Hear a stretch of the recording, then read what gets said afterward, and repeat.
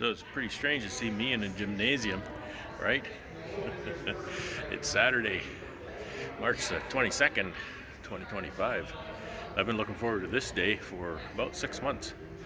Uh, this is my day to really give back. And you know that I had a tough year last year. I'm very thankful for the help I got. And I got a really good harvest because of that help. And I've been wanting to really give back out of that harvest. And so today is my day to help. We have this table, we have this all set up, uh, and we're having a charity event here tonight. I'm not organizing it, but this is a charity that I support every month with a portion of my sales. So there's going to be a lot of people here, as you can see by the tables and chairs. It's a big deal.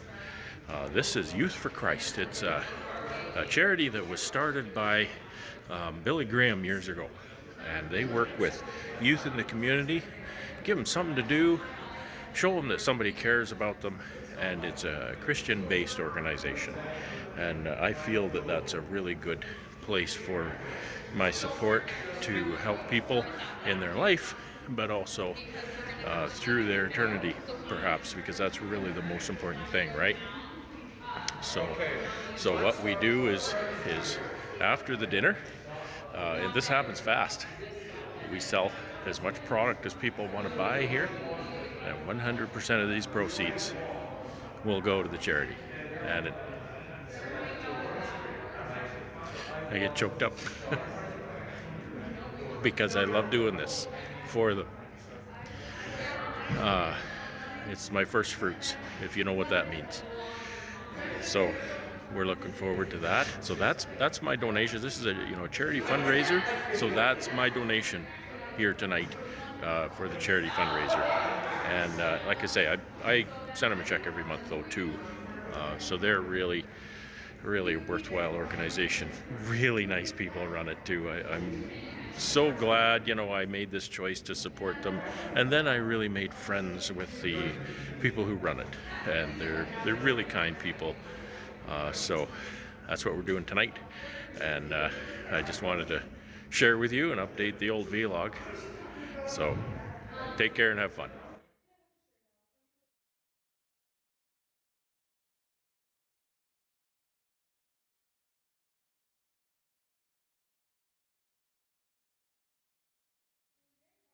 It's Monday, March 24th, 2025, and a very sunny Monday it is.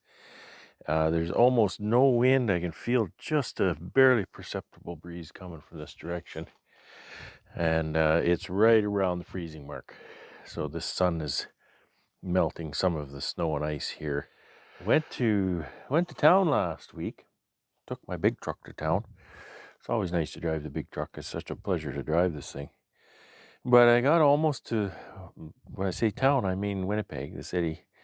I got almost there and started hearing a little bit of exhaust noise from under the hood. And that just got worse as the day went on.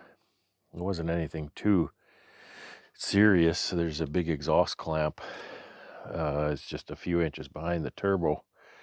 And it just, I don't know, got rusty and broke, I guess.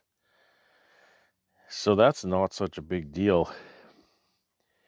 It is a little bit of a big deal because the replacement is a $90 clamp. I'm in the wrong business.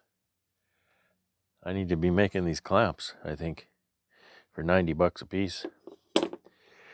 So my challenge is to get under there and put this on, and that's going to be far more challenging than it might appear, just because it's down in there, and these pipes, as you can see, they're really big, and I have to, they're separate a little bit and off center, so I have to center them up, pull them together, and get this clamp. There's a flange on the end of each pipe, and that flange goes in the groove in this clamp. Now it appears that I can spread this out enough to slide it over the pipe, which is good because this part is segmented, and I see that's I can take that out for now as well. Make sure nothing else is going to fall off while I'm working on it. So I need to get that around there. I need to put it in the right orientation like this so that I can put that nut on and tighten it up. So that's my challenge for the day. You can see my truck is pretty high and I can't quite get down in there to work on it. So I've got a couple of pallets actually sitting here for me to stand on. So I'll be up this high and I think I can reach it. It's aligning those pipes will be the hard part. It's actually the short pipe is about, I don't know, 6 inches of pipe or something. It's a curve, and this clamps it directly to the turbo. So that was blowing out for half my day, and even though it's just a little 360 cubic inch 6-cylinder engine, it still barks quite a bit when it's right out off the turbo. I don't imagine that's good for the turbo to let that cool down like that at the end of the day, but there's really nothing else I could do. So I hope I didn't mess anything else up. All right, I'll try to show you what I'm doing, but I'm not sure I can. Okay, I'll show you what I'm up against. And I've got air conditioning lines here, so I can't even just reach straight down into this. I have to reach around them. So that's the turbocharger. That's the fresh air side. That's the exhaust side. And so it's just a little bit the end of the turbo here. And that's where that clamp goes. It's a lot like that clamp there. And you can see these pipes aren't quite lined up. So I'm not sure how that's going to happen. Pry bar, I don't know. I don't know. I can figure that out. I think a mechanic might go under there and loosen off a exhaust hanger or something. But we'll see how to do that.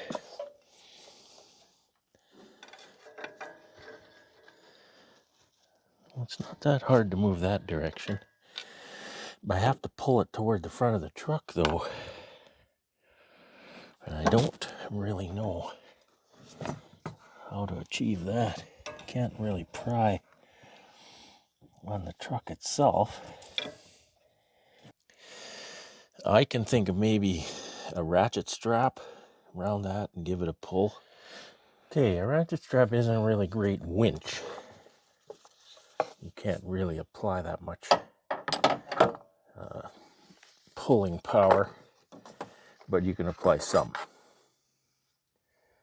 So we'll try it. Hopefully I can get it around there.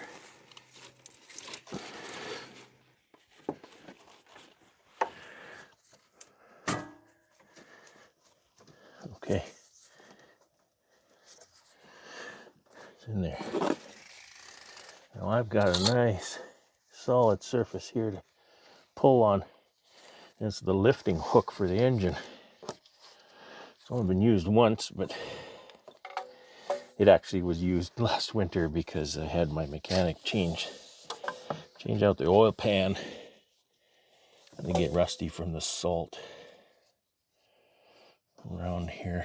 I'm actually going to put it there. Let's see what happens. Coming up.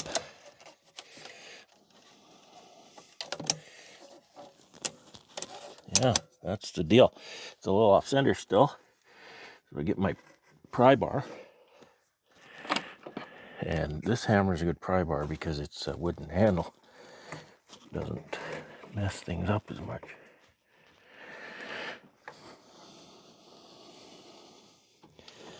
If I can get that clamp around there, it might center itself as it pulls tight.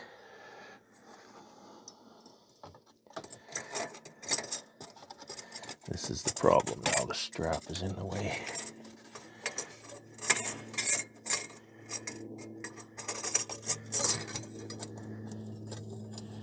Now I said I have to have that pointing up. Did I put it the wrong way? has to go. Yeah, I did. So it's gotta go that way. Around.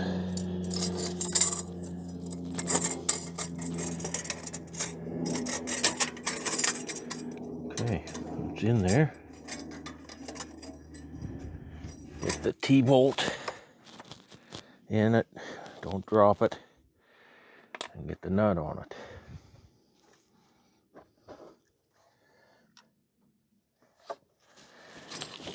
Use both hands because you need to squish the clamp together now. That's it's a lock knot. It's got a crimp in the threads, so the threads grab. You can't spin it on with your fingers very far, but it's not a fiber lock like I often use. It has a nylon washer integrated. That one's not a fiber lock. It's a higher quality fiber lock's quality, but this one will put up with more heat. So they've got leave you a lot to travel there. That's really nice. I gotta make sure I got space. Okay, let's see if I can get this machine in here.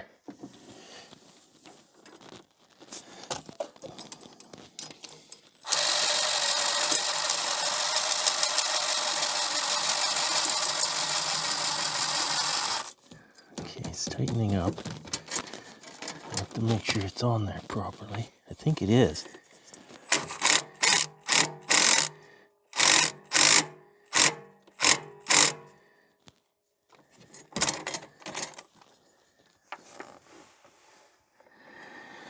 Oh, I think it's the wrong clamp. It's the end of its travel and it's not tight on the pipe.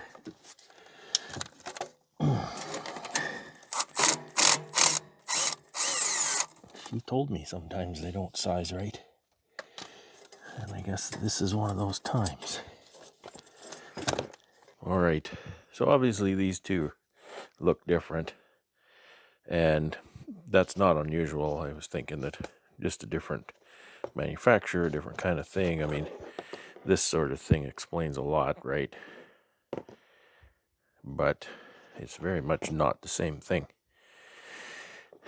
This is not as big, and I don't know what happened to this clamp. I compromised it here, taking it off. But why did it split here? There's actually a gasket in here. You can see it's petrified, but there is a gasket in that. So anyway, Parts House had a hard time finding something. He says he can have something there for me later today, perhaps. I did find what looks like that on a website that's actually a Cummins part, so I'm more inclined to go that way. That's $100 part. $100. That's $100 part. That's kind of crazy. So I guess I'll find something else to do for the next few hours, and then maybe go to town again. More gas, more time. It's disappointing, but what are you going to do? It's always best to take the old parts in. I hadn't got the old part off yet. When I ordered that, I ordered that last Thursday. I was in the city. I just phoned the guy and said, "Hey, get this clamp." And he said, "Yeah, okay."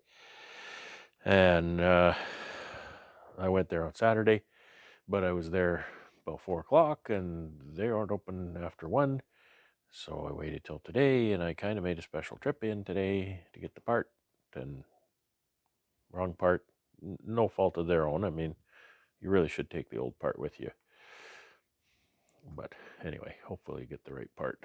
We can put it on and get the big truck. I'm glad that clamp thing, that ratchet strap thing worked nicely. It's not perfectly aligned, but it's pulled right up to it. So I'm hoping that, well, with the gasket in there, I might mess up the gasket if I try to align it with the clamp. So maybe I should work at that in the meantime, get that aligned. Well, thanks for watching. Well, it's only noon, and that project's going nowhere for the rest of today. And you can see, maybe here, my barn fan is running. That's a good sign. Although I do have my cabinet running in here too, but the temperature sensor is way back in the building over where the bees are. So I'm just kind of using that as a good sign. I hope that's not unfounded to go by that. But I'm listening to that run, and I'm thinking this is just such a perfect day for working outdoors that I think I'm going to unload those bees. I'm not going to take them out for the season, but I'm going to unload them, flip the lids, and see what I'm looking at. And then anything that's alive, I'll put back in there. It's a bit of a job, so I'm not sure I can even do it all today, but I'll do some of it. And then, I can just leave out what's dead and not have to have that many beehives in there. So, yeah, there's some things in the building ahead of the bees that I have to move out, and I've just been storing in there. So it's a good day. It's not windy. I can just move that stuff out here, out of the way, and then when I'm done, I can put it back in. So that's what I'm going to do. So I'll take you along, and you can watch that whole process. Hopefully it goes well, and hopefully I put most of those beehives back in. That's really what we're going for, right? All right.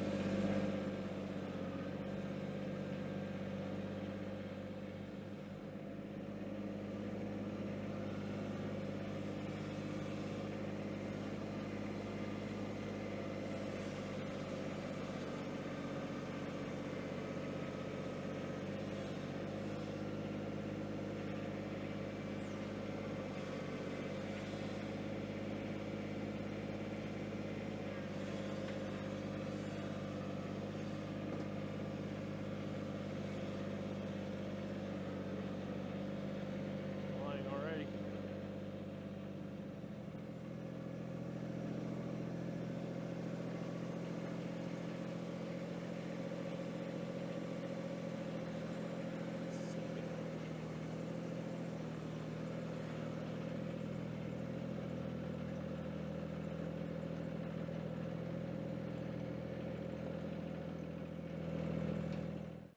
A good sign already is I did see some bees flying out the door.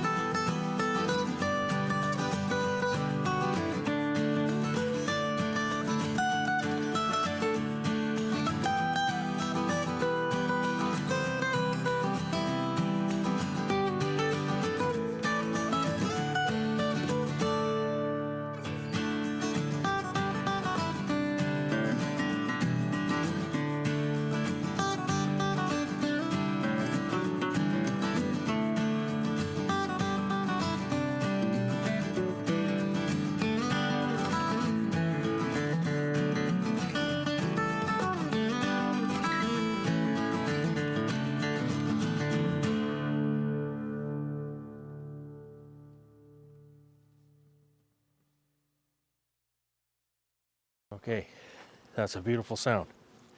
I haven't heard that in a long time.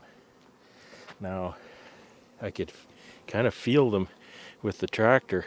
The ones that are heavy are probably dead or nearly dead.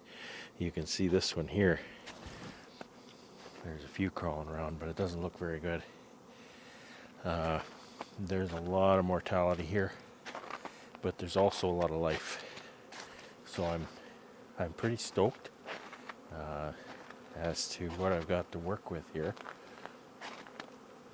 A lot of poopy fronts, but hopefully they'll get a chance to take a poop today. I'm under no delusion that they all go out and poop at once. So what I'm going to do here now is just look under the hood, see who's alive and who's not, with the eye to take them back in later on. Yeah, so there's some here that are, you bang them around a bit with the tractor and they kind of come out and show you if they're alive or not.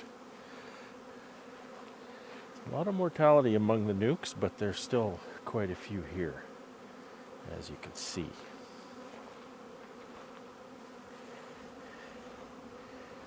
Yeah, I think we got a lot to work with here.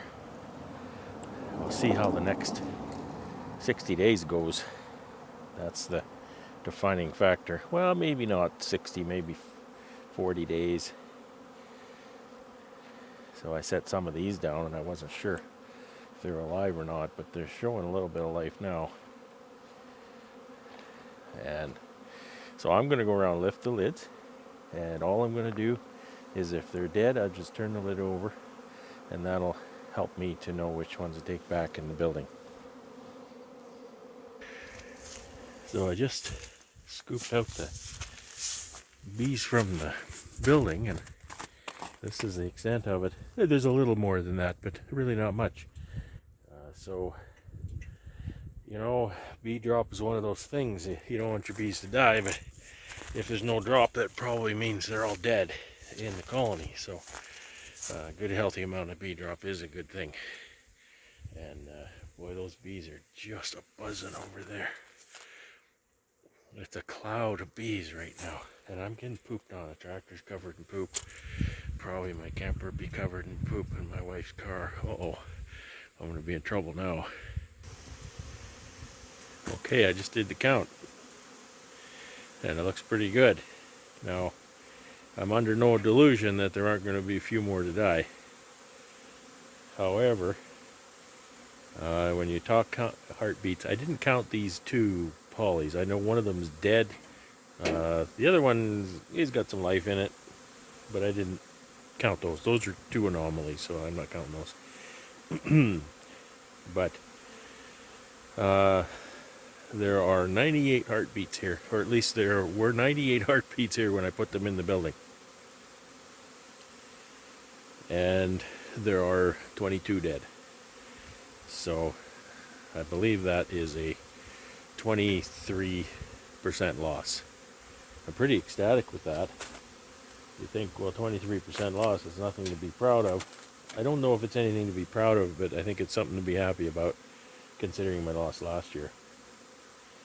So I need to let them sit here now for the day, wait till they go in for the evening, and then pack them all away. This is going to be a challenge because I was expecting them to have a lot more mortality and leave a lot more outside. I think there might be one pallet that I don't have to put back in, so this is going to be a little bit of a challenge. But when I put them in, I'm just going to tuck them inside the door here, not way back in the corner, because it'll be about a week tomorrow, I think, I bring them out for the season. So that's what's on deck now. So we're looking good for this season. All right, I put all the bees back in the building. So they're mostly at the door now. So in a few days when they come out for real, it'll be easier. So yeah, so it's pretty good. I had no pallets that didn't have a live colony, so we've got a lot of this kind of thing. We got 2 6s and two live 6s and a dead one. We got 2 live 6s and a dead one. We got lots of, a dead one with a live one. So I I stacked them up here and put the oddballs on the top, and they worked pretty good. I had a few more oddballs than I had non, so I ended up just putting these on the floor. I didn't want to stack them too high because they're a little bit wobbly. Well, I think that was a worthwhile exercise. It didn't take very long, maybe an hour each way, and I really feel a whole lot better today than, I was trying not to worry, but with what happened last year, you know, I actually, I feel like I won the lottery, is what I feel like, because it could have been a lot worse, as everybody knows. It has been a lot worse. So I think we're good. 23%. No, I'm no fool. That'll climb before it gets better, right? So I may end up with 30, 35, even 40% loss yet, but it's not 98% like last year. So anything better, anything better than that is a win, I think. Okay, so parts guy phoned. I can go back to town in the morning and get the other clamp. Hopefully it's the correct one and fix the truck tomorrow. Thanks for watching. Such a beautiful day. I thought I'd come out to see what the outdoor hives are doing. And there's bees flying around here. That's really nice. I didn't bring my tripod, but let's see what we can see anyway. I brought my brand new 9.5-inch Manlake hive tool here. This is actually a hive tool. This is not a paint scraper. It's very thick and heavy and strong. I haven't been using this style. I've been using the J-hook style. But we'll try this out. Look at this. Can't see the screen. There we go. So we got there. We got bees here. There's dead bees, but there's bees going in and out of that one. Wow.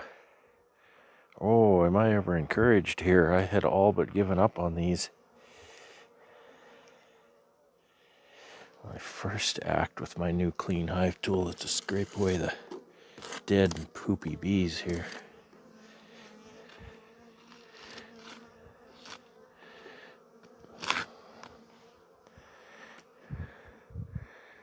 So there is activity on those three. I didn't think they were alive. Let's keep going.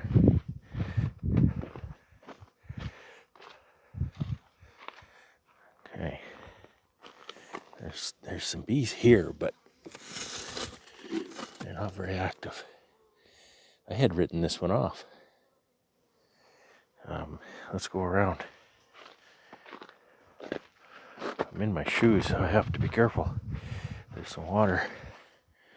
What's going on here? Son of a gun. It's not a great cluster, but there's bees in that for sure. Wow. Goodness. See, I had forgotten to put the tape around that one. Okay.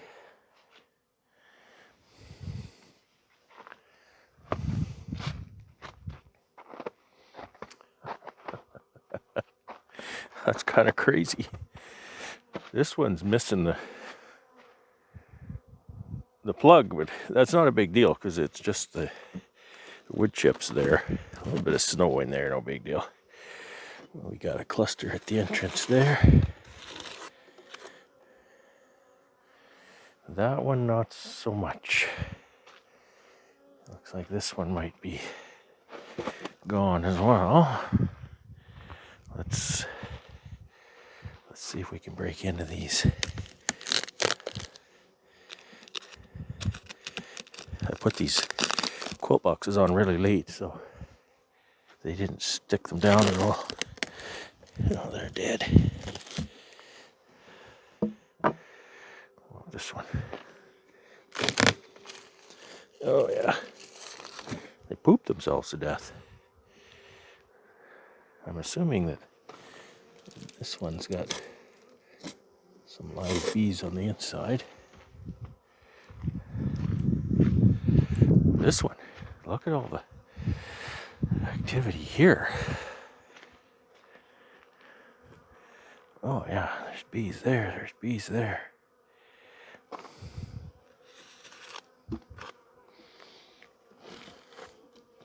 That's just a pile of poop right there. Okay. If there's activity, I'm not going to crack them.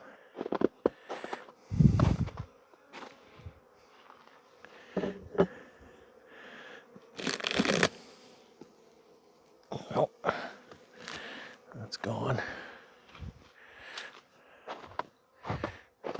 I think this is the one I saw before. Lots of activity there. But none on these other two.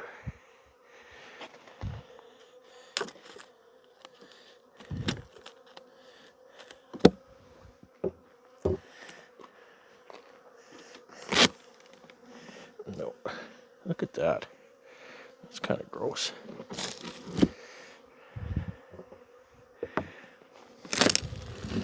Oh.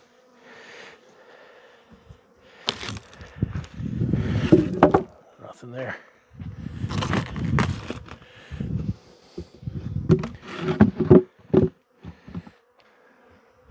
That one looks good.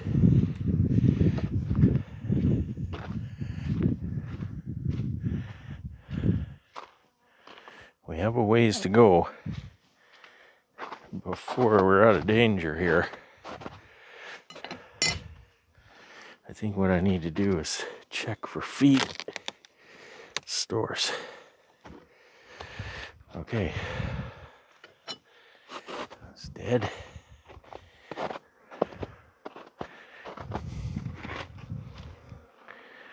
That's one.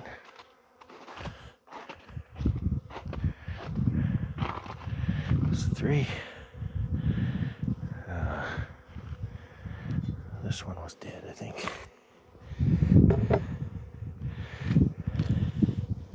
Yeah.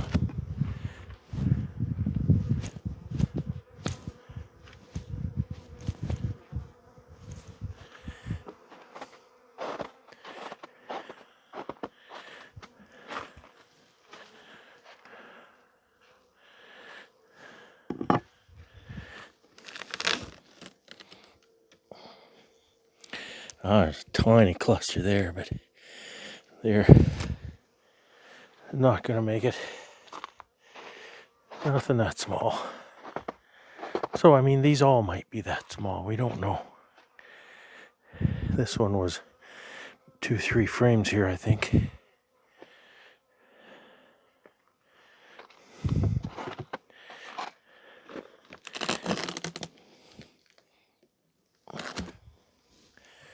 Okay, considering what I was expecting for sure, I'm encouraged.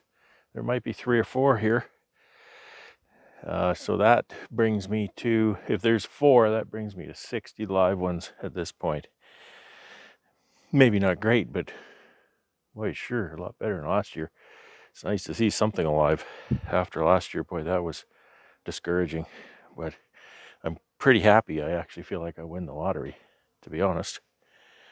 Okay, I was clearing a little bit of snow here, but it's tough going because there's a lot of ice. I can't do much with it. So we'll go do something else.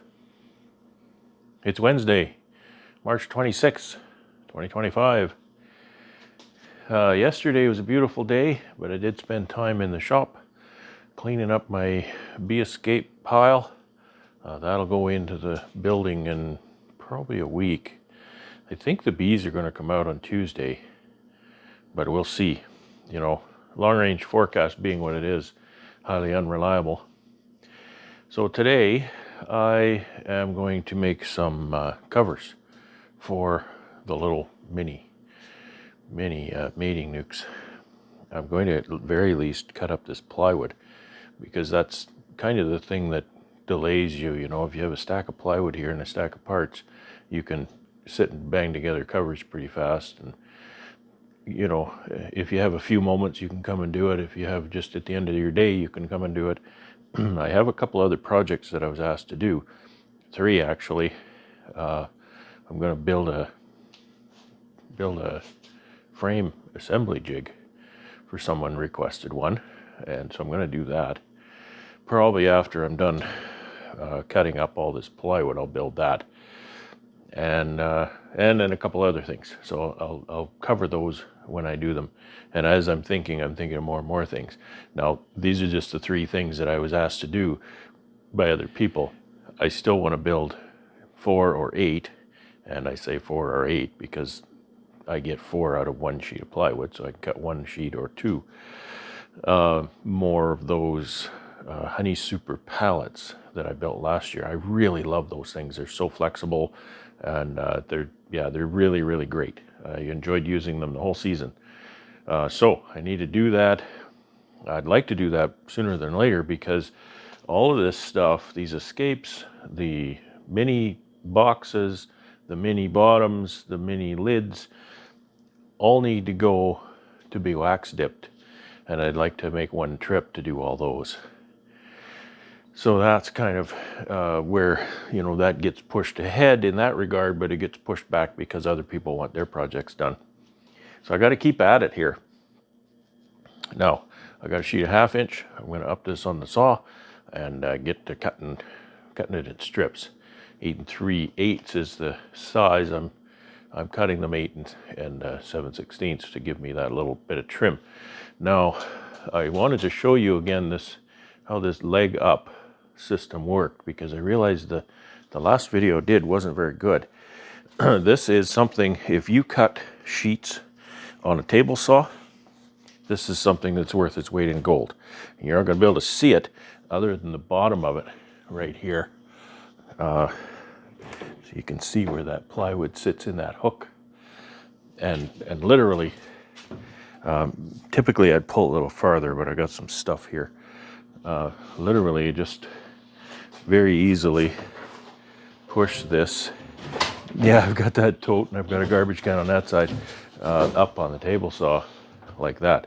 Super easy. 3/4 inch sheet does the same because it just cantilevers in the center or pivots in the center, and you're not really lifting a whole lot of weight. And then you pull it back and it'll fall down in place. Now, I hope my bench is clear enough. I try to keep my bench clear enough that, because my bench is about 4 inches short of 8 feet past my blade. So if I'm cutting 8 foot, it works as a rest back here. So I'll just go ahead and do this. You can watch from that vantage.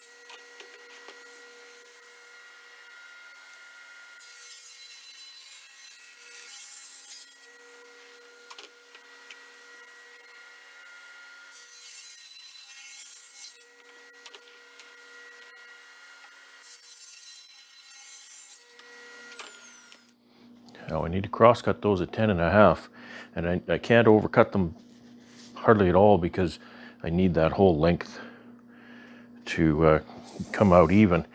I can go over to my radial arm saw, and that's a great tool for cutting that because I have got that set up for 90-degree cuts. I could go over here to my miter saw. That's also a good tool. Miter saw is a little more of a rough tool, I find, and especially because I've got it set up on a mobile stand, setting up stop blocks that are accurate and whatnot. I think I can be pretty darn accurate with it, but still, there is nothing more accurate than a table saw because this is a highly accurate, highly repeatable machine. Everything is cast iron, very heavy duty, and there's no flex in anything.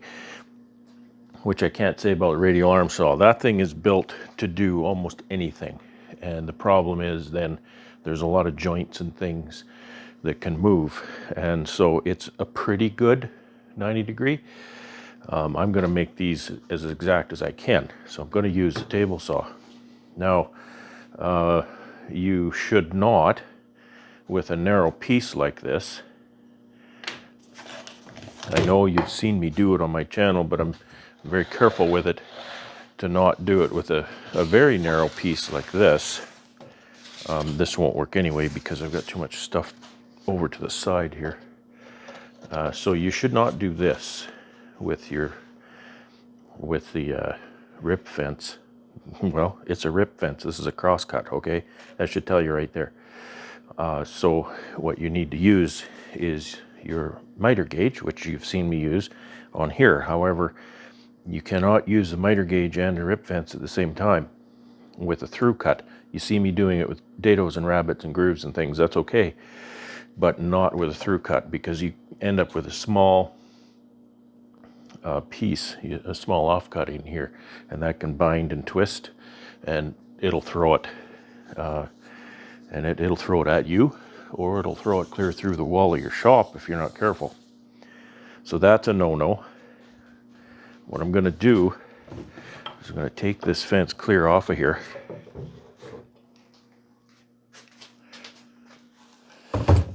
Which you probably haven't seen me do very often at all.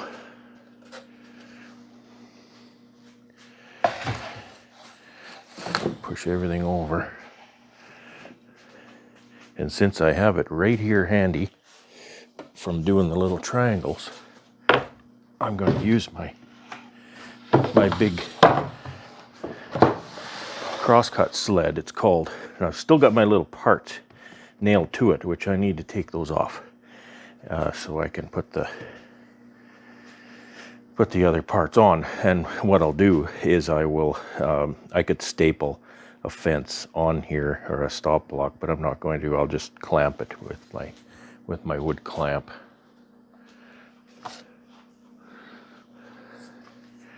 Quite often these don't survive being removed, but that's okay. They're sacrificial anyway. My dimension is 10.5, so I can take my ruler and get right to my blade. This is how this can be so accurate. I can eyeball it right to my blade. I don't need to be all that accurate either, and I'll tell you why. I'll draw a line here.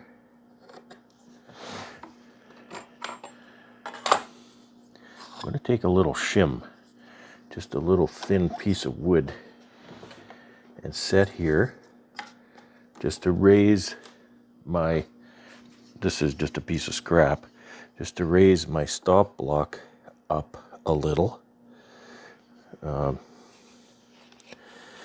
Because one of the things that can confound you doing something like this is sawdust. If you put the stop block right on the table, the sawdust, or this clamp, I don't know, it'll drive you bonkers. Of course, for me, it's a short drive, right? Oh, I gotta get it lined up, and I'm not wearing my glasses either, so everything is fuzzy. All right, so again, as I was saying, the sawdust can build up against the stop block in the corner down here and not clear, and that'll put off your dimension. So now the sawdust can go under that stop block. It's not sitting on the table. In the same vein, this fence here has a little tiny groove at the bottom. They call it a dust relief or something, and that just helps to keep your cuts accurate in that fashion. You can't see it, but off to the side here is my side cabinet in my shop, and I initially built it to be the same height as my table saw. Again, it's just under 4 feet, or just under 8 feet from, the blade, and just for side support. Now I've since raised my table saw up How much did I raise this? I raised it 4 inches, I think. And so the this side table isn't quite high enough to hold that. That's okay. This is very light plywood, and I can cut this just fine. So this is just how we do this. The sled is a really nice thing to use because your material sits on the sled, doesn't slide on the table. Very controllable, very repeatable, and as you've seen, very flexible. A lot of people build their sleds with tracks and hold down clamps and stuff like that. I could do that too. It's just more work and more expense. And I honestly don't use this really very much. Probably not as much as I should, because it's very handy. All right, enough talk. We'll get to work.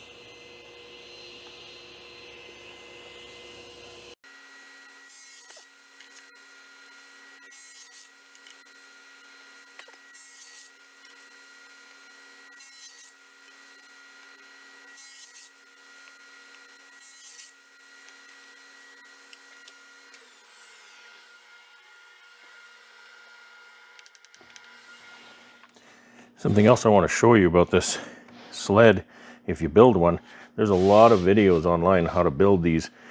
There's a man named William Ng, NG is how his last name is spelled.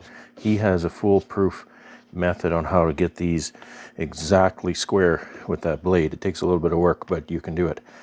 So I'm not going to go into the details, but one of the things to be careful with them is quite often, especially if your fence isn't quite this high, you're holding a workpiece like this, sliding it through like that. The problem with that is that blade appears behind this fence and it'll cut your thumbs. So that's why I have this block here. Just gives an extra margin for error there.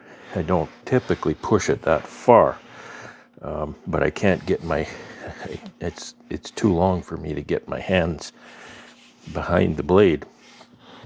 I can cut right through it, and I have. And quite often a person will build maybe a longer one and put a hook here so that you can only push it that far, it'll catch on the table, or put a stop on the other end so you can only push it so far, just for that safety. And I've also seen them online. People put a plexiglass or Lexan perhaps shield over top here to keep debris from shooting up at you. I don't find that to be such a problem, and I always wear safety glasses anyway. So this is a really great thing to build if you're using a table saw. A lot of them aren't quite this big, but you know me, right? Go big or go home. So that's just what happens. And it just becomes a huge problem to store. So there we go. Now I've got some work to do to assemble all those little covers. I need to drill the holes first and then assemble them with the little shims. You've seen me do that, so I'm not going to bore you with that again. And I'm going to thank you for watching. Have a great day. It's Friday, March 28th, 2025. You can see by what was going on the other day when I took my bees out that there was very little snow and ice outside now. And that all ended yesterday evening. It started to snow, and it's just stopped snowing in the last couple hours. And there's about 4 inches of new snow on the ground and everything else. I'm not too pleased about that, but what are you going to do, right? That'll happen again, I'm sure. There's a string of videos and pictures of my apiary in the middle of April under 4 to 6 inches of snow. And so that's a normal thing that happens. We'll get nice weather, I'll bring the bees out, and then we get a big dump of snow, which is fine. That doesn't bother the bees at all. It actually, if the weather is cold, then the snow will insulate them from the cold a bit. So anyway, I worked the other day here in the shop just to do a few covers. I did a few of these little covers. I've got quite a few yet to do. I want to get those done, get them bundled up with all this stuff, because all that needs to go to the dipper pretty soon, and get that out of my shop, and then I can turn my attention to other projects. There's plenty of other things to do, so I need to get moving. Because once the bees come out, then there's another distraction. I got to feed and treat the bees, etc., etc., which I'm very excited to do. Yesterday, went to Winnipeg yesterday, did deliveries, honey to the packer, the same old story. Did some really nice deliveries. I'm getting some really good orders. I've got some customers that they get it, and you know, they're placing orders for free delivery, and they get it. So I'm very happy to do those deliveries. While I'm out, I get to the city to take honey to the packer, and then I go do a few deliveries, pay for the gas to get home, and then some. You know, usually then some. Often I don't have, you know, I have a day chosen when I'm going to go to Winnipeg, and then 2 days before that I still don't have any deliveries, and then the phone starts ringing, and I start to get emails and texts. Then I end up with half a dozen deliveries to do while I'm there, which is really nice. One thing I did when I went the previous time is I bought a box of 5/8 inch narrow crown staples. Now these look kind of odd because they're very short. But I was finding the shortest staple I had was a 3/4 inch staple, and when I would drive that 3/4 inch staple through the 1/2 inch, or it's a 3/8 inch shim on these. There's a 1/2 inch on the covers, but on the big covers, but on these I went with 3/8. So it goes through a 3/8 shim and then 1/2 inch plywood. Because the stapler kind of drives it into the wood a bit, it was actually poking out the other side. I didn't like that. So I use a 5/8 staple, and you can see that, you know, really it's only an 1/8 inch longer, but by the time it drives into the wood a bit, it'll make a good connection with the plywood. And again, the staples are clamps, right? Once the glue dries, the staples aren't really doing that much for you. If I had enough clamps, I would clamp all of this. Problem with clamps is you clamp something, and the two pieces kind of slide around because the glue kind of slides around in there, and it ends up setting maybe not in the right place. With small items like this, I want to be pretty accurate. So you pull the trigger on that stapler, and it goes in there and bonds the two together right away. So I'm not going to bore you with covers today, because you've seen that, and that's what I'm starting with. So I don't know what else I'll get into. If there's anything else, I'll let you know. So it's Friday. I appreciate you watching this, and I hope you have a really great weekend. Take care and have fun.